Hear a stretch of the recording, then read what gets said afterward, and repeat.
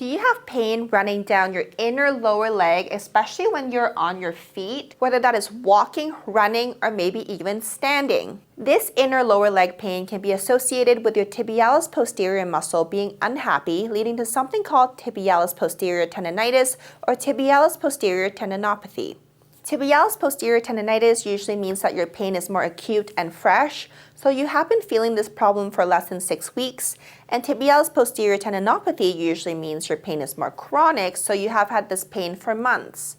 This video is more geared towards those of you who might have had this pain for a little longer because I'll be showing you exercises to help you really strengthen this area so you can permanently get rid of this issue forever. Your tibialis posterior muscle is this muscle here that is right behind your shin bone, and this muscle runs down and goes behind your medial malleolus, which is this bone here on your ankle, and then the tendon further hooks down onto the bottom of your foot. Because of the attachment of the tibialis posterior muscle, this muscle helps to control and support your medial arch when you're on your feet, whether that is standing, walking, or running.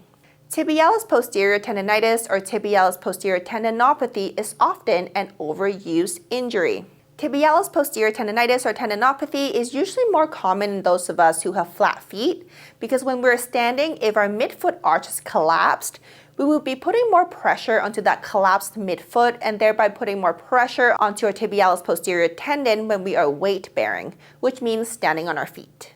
Even though we cannot change our structural anatomy, we can change our functional loading patterns with the correct exercises through physical therapy with specific exercises. What I mean is that if you have flat feet, in physical therapy, we would want to really work on strengthening your ankles and your foot intrinsic muscles so that we can help you have a functionally strong foundation when you are weight bearing like standing or walking. If you have high arches, we want to work on improving the mobility of your foot and ankle so that these high arches aren't just stiff and won't absorb shock well, because that is also a problem that could lead to other injuries.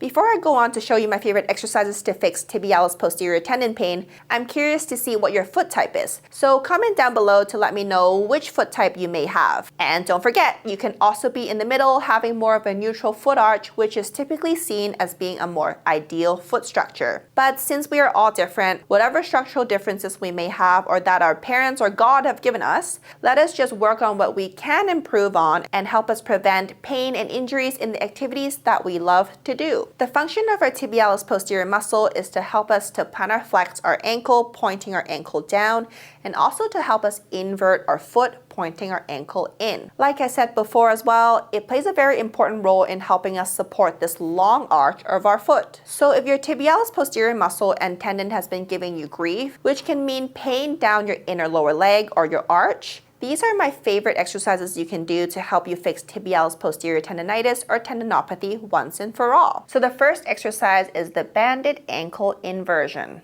So with this exercise, I'm going to show you 2 different variations. So I like to tell my clients to attach it to something solid. So usually a table leg, because you don't want that solid thing to move. So if you do have something solid to attach it to, you can do this variation.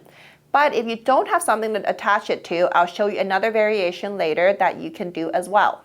So with this exercise, you can make a loop with your resistance band and then you're going to tie it around something solid.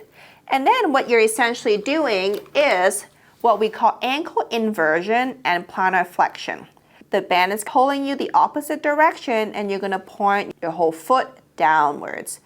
And then you're going to come back up slow and controlled and then point it down and in without moving your knee or your hip. That is a very common mistake that people do when they think it's really hard to do on their ankle. They tend to move their hip and knee or move their hip or knee. When you do that, that's not great because you're trying to use the foot and ankle. I always like to get my clients to get their heel is stuck to the ground, lock the hip and the knee, and then point it down and in.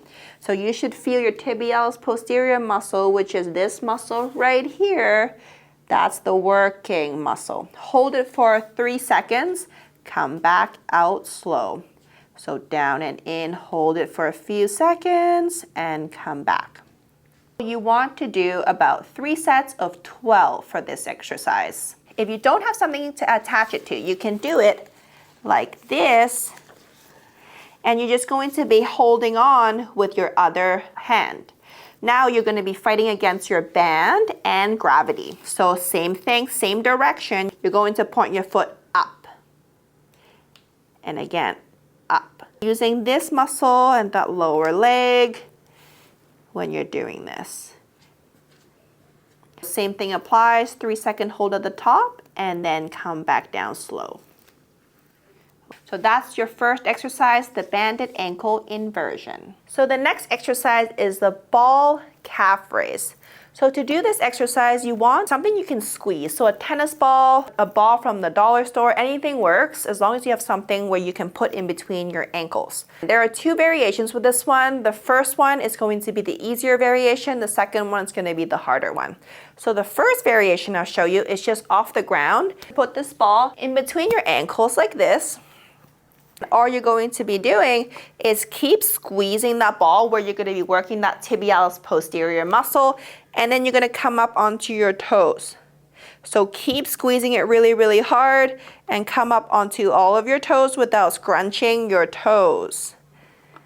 Squeeze the ball really hard, come up, and make sure you're pushing up on all the toes, including your big toe. The big toe is the most important one.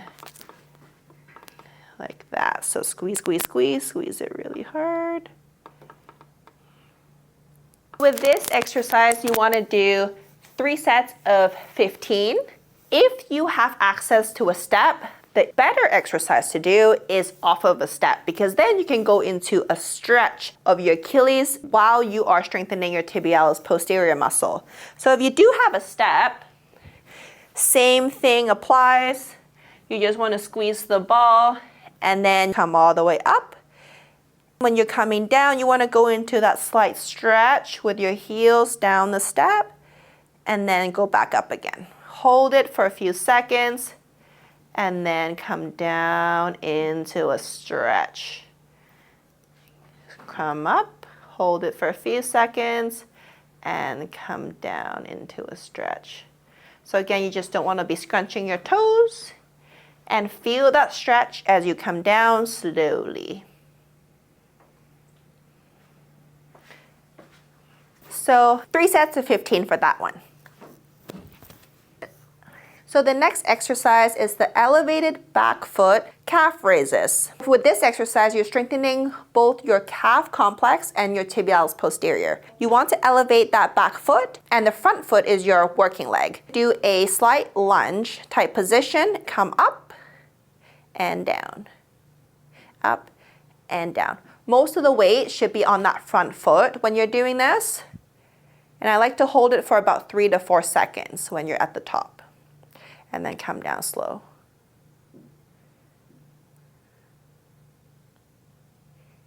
And then the last exercise is what we call the short foot. So to do this one, essentially you want to be creating that mid-foot arch that we were talking about. Shorten this point and this point without scrunching your toes, and make that arch yourself with your own muscles. So to do this, you're going to just try to shorten that foot without scrunching your toes, and you're going to keep this point down and this point down. Make sure you don't move that, and you should feel this muscle here working, or your foot muscles all working together to create that arch for you. So when you're doing this, you want to hold this for about 10 seconds, and you want to do 8 reps of that. If you want to make it even harder, you can make that short foot, and then you can do some balancing activities. Something that I like to get my clients to do is slight hip hinges. So make that short foot, and then you're going to go do those hip hinges.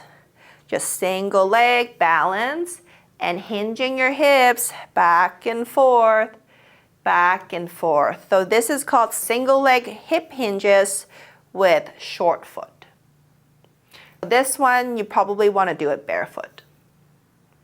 And if you can do this one, great. Do about 3 sets of 8. So those are my favorite exercises to help someone who has tibialis posterior tendonitis or tibialis posterior tendinopathy. If this area has been painful for less than 6 weeks, you may want to take it easier on these exercises and only do the ones that don't aggravate your pain symptoms. I'm here to fix your pain permanently, so doing these exercises daily or every other day to start if they don't aggravate your pain symptoms is highly recommended. If you learned anything new or want to support me and my channel, please hit the like button below and subscribe too if you want to stay up to date on my latest releases. And please drop a comment below to let me know what other injuries you may want me to cover next time. Thank you so much for watching, and until next time.